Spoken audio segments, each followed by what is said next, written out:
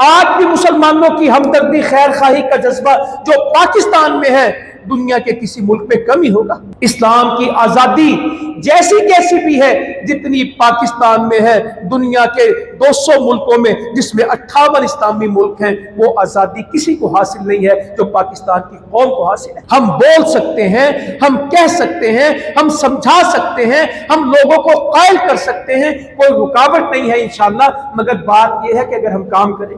آج کے جمعے میں صرف یہ بات کرنی ہے کہ ہمیں کرنا کیا ہے۔ جب اللہ تعالیٰ کہتا ہے تمہیں ملک مل جائے، حکومت مل جائے، کریں گے کیا؟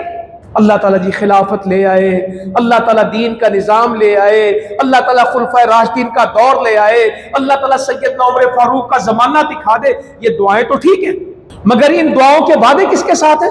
سب کے ساتھ نہیں ہے۔ وعد اللہ الذین آمنوا منکم وعملوا الصالحات لیستخلفنہم فی الارض کما استخلف الذین من قبلکم۔ وعدہ ہے ان لوگوں کا کے ساتھ اللہ کا جو ایمان لائیں اور نیک عمل کریں۔ جب تک قوم نیکی پہ نہیں آئے گی، دین پہ نہیں آئے گی، شریعت پہ نہیں آئے گی، اطاعت و فرما برداری پہ نہیں آئے گی، خلافت نہیں آئے گی۔ پہلے قوم سدھرے گی، پھر اللہ تعالیٰ سارے حالات سدھار دے گا۔